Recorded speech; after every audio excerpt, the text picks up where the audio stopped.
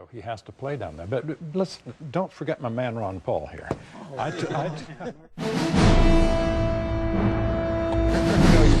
Ron Paul, Wolf, had a good day yesterday.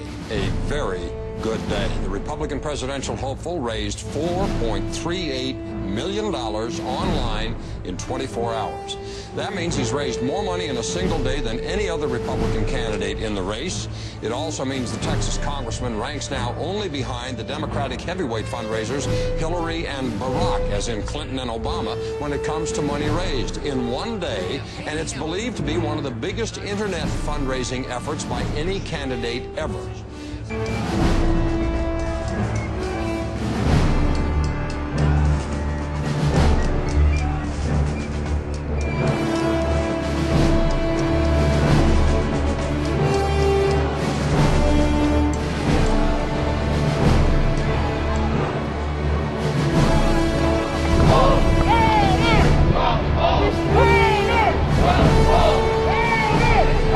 Luck to you from New Zealand and Australia. Best of luck.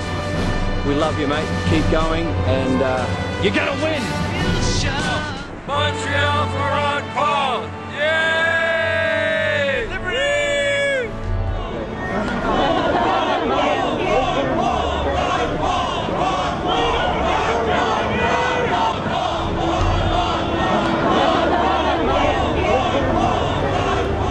You know that we raised $4.3 million in one day without spending 1 cent. We didn't even pay an individual to go out, and they weren't professional fundraisers. It came in here. It was automatic. We're struggling to figure out how to spend the money. This country is in a revolution. They're sick and tired of what they're getting, and I happen to be lucky enough to be It really is a movement. They're now going to fly this blimp up and down the eastern seaboard with the message, Google Ron Paul.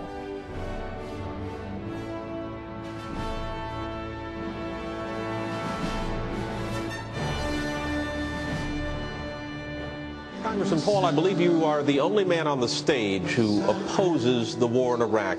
Are you out of step with your party? Is your party out of step with the rest of the world? If either of those is the case, why are you seeking its nomination? Well, I think the party has lost its way because the conservative wing of the Republican Party always advocated a non-interventionist foreign policy. No nation building, no policing of the world. Republicans were elected to end the Korean War. The Republicans were elected to end the Vietnam War.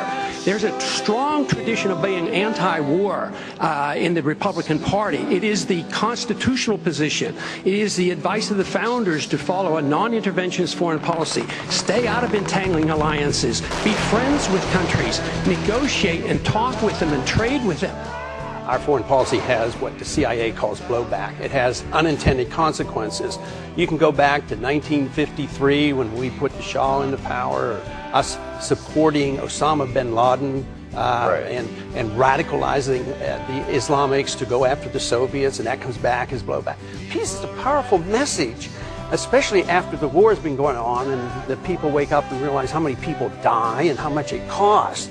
Logic tells us that we can make a better world in a much easier way than causing wars. You just never heard this logic from someone who's actually going to run the country. Fool said I, you do not know. Silence like a cancer grows. Hear my words that I might teach you. And then Ron Paul gets up, and it's like a Twilight Zone episode. There's one sane man left in the world. Show the clip, and this is why he's so exasperated. He deserves to be.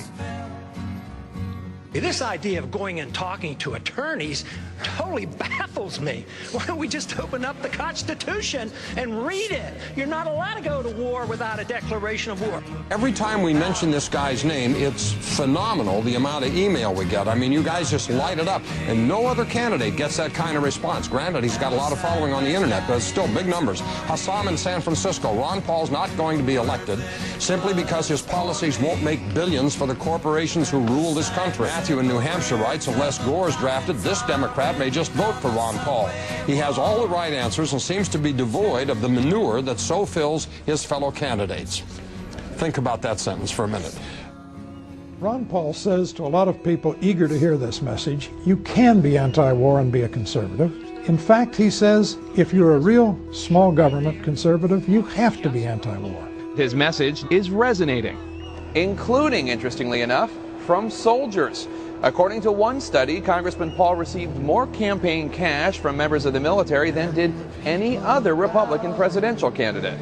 And finally, Steve writes from Pennsylvania, remember the line from the classic Simon and Garfunkel song, The Sound of Silence, the line that says the words of the prophets are written on the subway walls and tenement halls. When I hear Ron Paul, sometimes I wonder whether I'm not listening to a latter-day prophet with the way he speaks truth about what our nation has come to. The sign said the words of the prophets are written